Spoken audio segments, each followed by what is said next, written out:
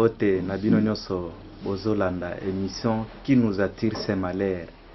Eze émission ya bana na Nzambe, eze émission ya ba Congolais, émission ekambami na oya bino journaliste Blaise Luseya. Émission oyo elekaka na eze émission ezoluka bana na Nzambe baye bakokangolama bazwa biyano na ba problème oyo bazotuna biyano ezopesa mate. Yango lelo na tongo ya lelo tokiteli l'homme de Dieu, Pasteur Blaise Mayele. C'est un homme de Dieu, aza responsable ya église El Jibor cité vainqueur oyo ezwami na commune ya Ngalema, Kinshasa Ngalema, na quartier Mbinza village, avenue Lubudi 36, Lubaki 32, référence avenue Kitomesa ou Gilf. Mbote moto na Nzambe Pasteur Blaise. Ouais, mbote papa Blaise. Moto na Nzambe bana na Nzambe bazotuna biano batindinga lelo babiluka moto na Nzambe Pasteur Blaise Mayele po bayebe taza moto oyo Nzambe utilizaka. Avec Nzambe alobakati na ye ya alobaka de la part de Dieu. Bana na Nzambe bazoko mitumisa ma pasteur. Balobi ete tozo sambela. Tokoti ba jeune, ba sacrifice tozo pesa. Bo frande tozo sala. Ya des fois basali na Nzambe mpe batindi biso teka lupangu po makamunezo solution et ya mezo pesa mate. Pas la nini l'homme de Dieu po bana na Nzambe bazana posa koyoka solution Nzambe akopesa kati na lui. Merci beaucoup Papa Blaise pour la question. Je bien que nous bana Nzambe bazopesa ba offrande bazosala nyonso mais bazozwa biano na problème na bangote. Ouais, on doit se poser la question. Premièrement, il faut tomi tunana mutuna to mwana Nzambe moko na moko foyer banane kusala examen de conscience. Le fait ce n'est pas seulement de prier, mais na kati ya prière où Dieu que tozo tambola na ye Nzambe tozo tambola na ye, il y a aussi des principes oyo esengeli na biso to esengeli na bana Nzambe baye bana ko respecter pour voir Dieu. Parce que tout au monde en Nzambe na misala te soki tutamboli pe selon ba principe na yete. Mais mutu muso akoko loba nazo pesa dim nanga nazo sala ko. Mais peut-être lui isa ndenge azo salela ezo sepelisa Nzambe te. Ce sont aussi des problèmes qui attirent que non moi na Nzambe azo luka Nzambe mais azana nzela ya Nzambe te. Mais ayaka na ye apesa ka offrande parce que offrande mutu nyonso akoko pesa ngo. Même Moutaouti na Kindumba, même Aouti na Wapi, a repéré na yango. Mais pour vivre bénédiction, ce sont les principes où esengeli na mutu ami kotisana na principe.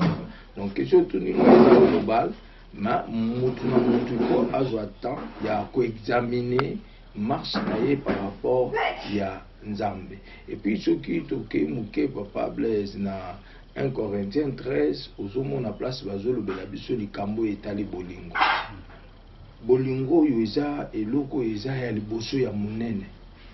Ya munene. Bapesi biso babi ata ozolo ba monoko ya sika. Mais soki ozangi bolingo.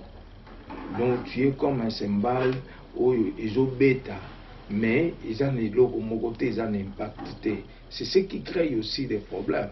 Mutako ko pesa badima ko sala bomé bolingo ezate tant bolingo ezate yango ndezo créer lisusu ba makambo ebele eza bolingo pe tant ezate et créer ka ba problème et puis soki ozotambola vraiment selon les principes de Dieu. Mais mutu mususu pa ko koloba ngai nyonso wana nazo observer yango nazo tambola pe ko lanzama ba principe ya Nzambe. Mais avec Dieu c'est aussi le temps.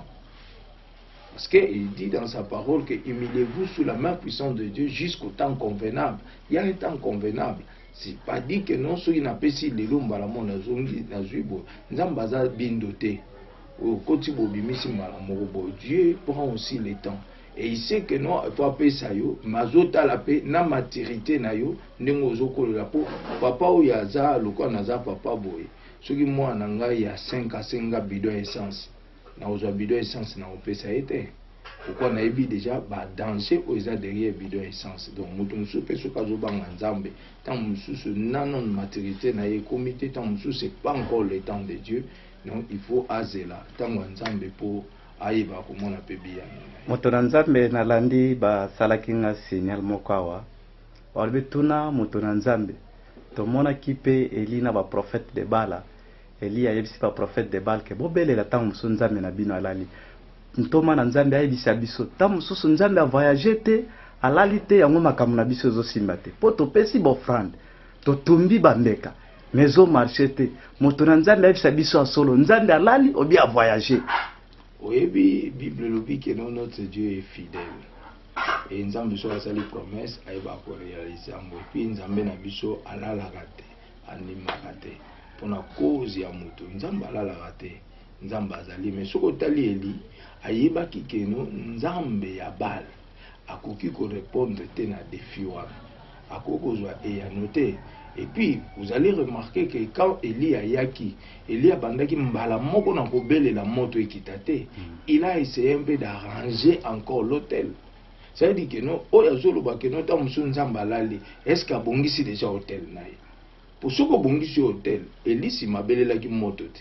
Moto ya kokita po hôtel ezalaki arrangé. C'est-à-dire que Élie akokai pe ko telema. Pour ceux qui pe Élie hôtel ezalaki arrangé te angaka telema agangi nzamba nga kitate.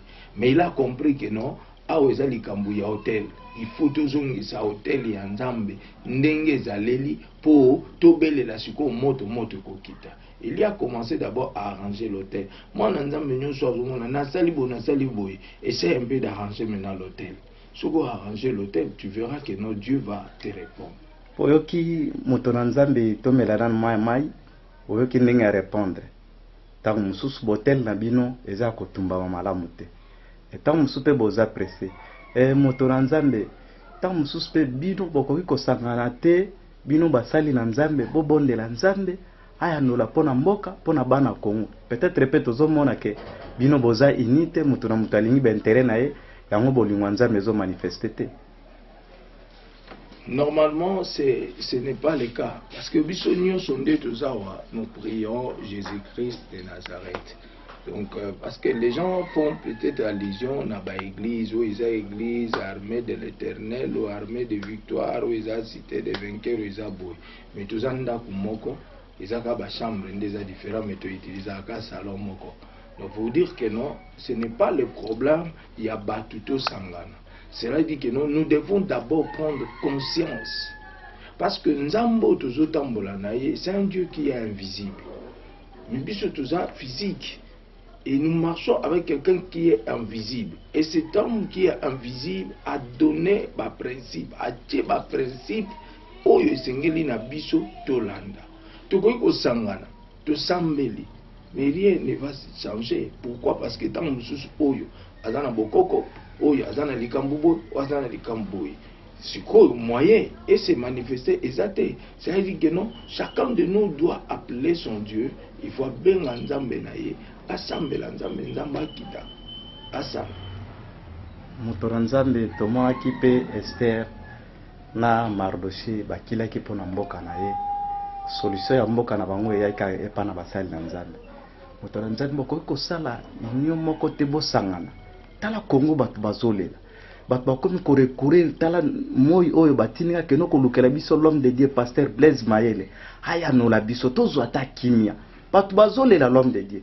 Bokoki ko sangana te bokila na ngolo nzambe apesi bino basali na nzambe pour solution kota na gouvernement na ba famille chrétien na ba école bisika nyonso moto na nzambe. Oui. Et loco Papa Blaise Nakoko Ebisayo, ce qui est important que nous devons aussi retenir est que la personne de l'homme de Dieu dans notre pays est beaucoup plus négligée. Et ça peut aspect moko ou ils salape que non, tout vivre ba merveille en zambété. L'homme de Dieu congolais est beaucoup plus négligé. Pourquoi? Parce que bato bazomonaka basala nzambe bato lukuta lelo soko tali na actualité ya mboka na biso. Si on parle de la politique, après la politique c'est critiquer les hommes de Dieu, c'est parler du mal des hommes de Dieu. Ce sont des choses qui tuent maintenant, parce qu'on doit reconnaître d'abord Dieu. Et je n'en disconviens pas pour les gens qui disent que non, ils en ont faux prophètes, oui, même babiloko nyonso il faut ekokisama po toyeba que Jésus-Christ est Seigneur. Asa vraiment Seigneur parce qu'il a prédit toutes ces choses. Mais on ne peut pas parler de vrai s'il n'y a pas de faux. On ne peut pas parler de faux plutôt s'il n'y a pas de vrai. Donc quand on parle de faux, cela veut dire qu'il y a aussi de vrai. Mais vous ne pouvez pas prendre Batunios on a sac moko comme étant aventurier, comme étant bazolanda mbongo, comme étant bazolanda bisengo mususu ou kolanda. Donc nous devons d'abord remettre Christ à sa place. Considérer aussi les hommes de Dieu. Parce que Moussa Nzambe a toujours la directive, a toujours la direction. Oui, il peut être emporté par le vent, il y a corruption, il y a nini, mais celui qui sait réellement Dieu, il va te dire la vérité. C'est comme le cas de Michel. Il a dit la vérité au roi, que nous n'avons pas liboso et que Israël est Kebitumba, mais nous avons pas liboso Mukonzi Azate. C'était la vérité. Il a été emprisonné. Donc nous devons aussi assumer cette responsabilité de dire la vérité. Et le gouvernement Bandeko Nyonso va considérer Moussa Nzambe la place naïe. C'est une façon aussi de considérer Dieu. Moussa Nzambe na moni gouvernement ezo considérer binote puisque tout le monde que va passer nde ba komi ko kenoko luka ba oyo gouvernement. Tolandaki na tango babana ko pesa mwa ba mbongo. Mais tolani na côté ya ba réveil bango na mwambo ba keno ko zoba passer ba bandi ko buna o mona teke yango ba oyo gouvernement ba mona kabino un peu très lâche boza très léger mais pourtant en Amérique les États-Unis gouvernement e yaka ko luka solution pa na basali na nzambe mais pourquoi pa na biso ba zo luka basali na nzambe te. Oui, eza likambo na lobaki eza sous maturité. Nous aussi, les hommes de Dieu, nous devons être matures par rapport à Makamusu. Parce que moi, je trouve d'abord trop mal un homme de Dieu passer à la télé pour nous critiquer un homme de Dieu. Donc, ils ont déjà trop mal. Donc, nous devons avoir la maturité pour que nous soyons aussi considérés au plus important. Parce que mon toaroya n'a toujours à corrompre. Mais il y a une fois, il y a nini aux salés. Et puis, on dit pour la nini. Et puis aux sala nini. Donc si tu connais ton Dieu, la Bible dit toujours que non, ceux qui connaîtront leur Dieu agiront avec fermeté. Je crois que non, ceux qui n'ont pas l'eau, nous sommes bateau, ils appellent un bateau, ba mi garder la paix foi, ba bangi nzambe, ba tamboli pena nzambe, oyo ba kotita musu na corruption, to na ba compromission. To na mikili yangele Afrika, na Europe, na Asia, oyo eza l'homme de Dieu, pasteur Blaise Mayele, c'est un homme de Dieu, oyo alobaka de la part de Dieu. C'est un homme de Dieu que Dieu s'incarne à lui. Il parle bon, il parle de bonnes choses de la part de Jésus-Christ. Oya alingi ko contacter l'homme de Dieu, pasteur Blaise Mayele, motonanzambe soki balingi ko zoyo. Baza na posa ba contacter pour na ba prière, ba koki ko zoyo ndenge ni pour na ba coordonner na yo. Donc bako benga na 089 donc 089 877 877 0 089 877 877 0. Bato baza bamboka bapaya bakutia toujours code na biso 00243 89 877 877 0. Borlandi ba korono ya moto na nzambe moto na nzambe to sala nini po sikoyo to longwa na bapasi oyo na mikakatano oyo ezotungisa biso tolingi toyeba to sala nini tomonaki Yesu alobi na basoda bibino boke bitumba soki olingi o constate na biloko na yo koboto leloko ya moninga te kozwa lipa ya moninga te kozwa mwasi ya mutu te siko biso po tozwa biyano na makambo toza nango to sala nini l'homme de Dieu. Et là, on a repris ça comme conseil. Et là, on a trouvé que ça, ils ont 1 Corinthiens 13. Au Bible, c'est pas. Quand je parlerai les langues des hommes, des anges, et si je n'ai pas la charité, je suis un errant et raisonne et un cymbale qui est senti.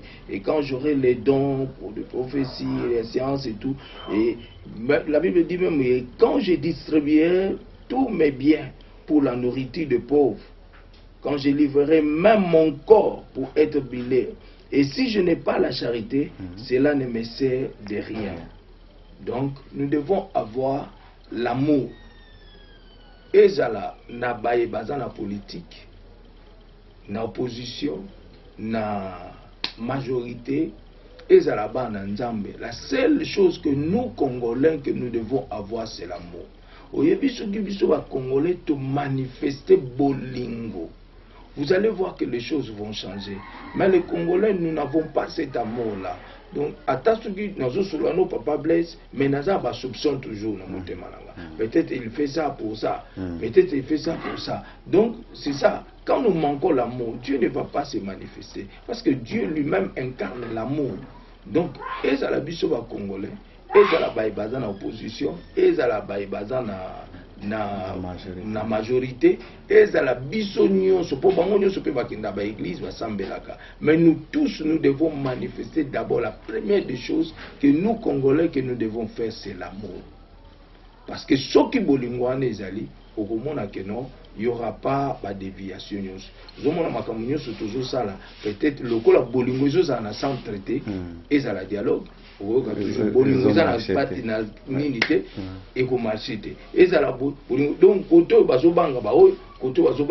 nous vivons toujours comme ça. Non,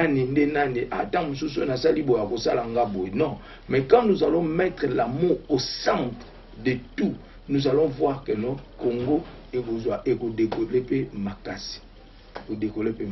Ok, mbote na bino nyonso presque tokomi ko chite technique ezo sala biso sin moto na nzambe ba pastero nyonso bazobelela bato boya mba miracle bazobimisa banyoka. Est-ce que eza possible que nyoka ifa bimana na nzoto ya moto yo nzambe asala? Normalement, je n'aime pas entrer dans la polémique. Moto na nzambe wana eza polémique te, zamba na nzambe bazotuna batinda kibise pa na ko bayibike oza moto yo nzambe ayanolaka pe nzambe etilizaka okopesa sagesse po bazwa sagesse o nzambe apesa kayo. Non, ne limitons pas Dieu par rapport à la connaissance na biso. Si vous avez la connaissance na yo amuke osubika na nzambe wana. Nzambe c'est au-delà. Dieu fait des choses où il dépasse même maïle na biso. Ça veut dire que non, moi je ne peux pas dire que c'est faux ou c'est vrai, mais je peux vous dire que non, Nzambe asalaka makambo nyonso ndenge mokote. Avec les nyonso babika ndenge mokote. Ça veut dire que non, si Dieu fait avec moi na dimension o na ko lobate que non dimension wana eza Nzambe te, dimension abo eza Nzambe te. Donc nous ne devons pas limiter Dieu. Nous devons voir plus loin encore. Donc wana eza kutu ba biloko to limiter Nzambe te. Nzambe ana ba façonner à salaka. Ata ba façonner à salaka. Donc nous, dans mon ministère, j'ai vécu encore d'autres choses. Oh, écoute, que notamment monsieur les na TV, monsieur au monde en autant monsieur Zaboy. Mais je peux pas dire que non. Bato ba osala bo bazana kisi ou bien ba osala bo Nzambe aza au-delà ya makanisi na biso. Donc to limiter Nzambe te na par rapport ya connaissance na biso bien par rapport ya ndenge nga na yebeli Nzambe. Donc chacun de nous a son intimité avec Dieu. Mutu na Nzambe nyonso aza na intimité na ye na Nzambe. Ayebi déjà Nzamba ayebi ndenge nini akoko sala ye. Papa Blaise na koko comme ça yo moi-même j'ai vécu quelque chose au pona bato musu ba komona ngo ezakisi mais pona ngamoko na mona ngo que non Nzamba asala au-delà. J'ai prêché même à Brazzaville na zote ya j'ai enlevé ma veste pour donner na protocole à quoi. Il y a quoi, il y a tout yo mais ngamona yaki na j'ai commencé à dire que non mais ils ont makamuni na omona. Donc ça veut dire que non Nzambe yemo alekelinga. Donc il faut to comme à niveau Nzamba olekela biso. Mais surtout comme il va que non Nzamba sukaka awa to ko limiter Nzambe makasi. Donc tu vas que non Nzamba alekela biso parce que makambo sala alekela biso parce que je peux pas imaginer que non tu pries pour quelqu'un. Moi je ne suis pas un médecin mais je prie pour quelqu'un. Dieu agit avec la trompe te aboti azuizemi. Ça veut dire que ezo lekelanga ekulekelanga siko owana eza bikamo te owana eza nde mabe. C'est-à-dire que non to Nzambe alekela biso. Donc ce que je peux dire seulement que non et le moto retenir quand Nzambe alekela biso esika maele na biso suki ya Nzambe bandi donc alekela biso kaka. Donc il peut faire sortir un serpent, il peut faire sortir Nzambe nde alekela biso. Donc wana eza mama Nzambe. Bolandi biyano oyo moto na Nzambe awuti kopesa na bino bozolo bake Nzambe alalaka te. Nzambe pe aza na ba limite te. Nzambe asalaka na tango na ye pe na ngonga pe na momo ya lingi. yango l'homme de Dieu auti kopesa biano moto na nzambe okoki kopesa mbote na bakristo nyonso bazolanda yo bamembre ya église na Congo mobimba mpo baoyo nyonso bakolanda yo. Ouais, na kopesa mbote na église mobimba corps de Christ, et puis eloko kana koyebisa na église comme mbote na ngai ya makasi eke bomoko ezala bolingo erenye ezala baya mouvance ezala baya opposition ezala biso nyonso bana nzambe bolingo erenye et puis nzambe apambola puis nazangi te kopesa mwasi na ngai mbote. Madame, je suis marié et je donne mes salutations aussi à ma femme, à mes enfants et à tous mes enfants de l'église et corps de Christ mobimba. Nzambe apambola bino et kimi nzambe za na mboka na biso Congo. Je sais que Congo ezui là nango déjà nzambe azosala lisusu makambo kitoko lisusu na mboka oyo et puis kokamwisa bato po nzambe alekela biso kaka. Merci pasteur. Merci beaucoup.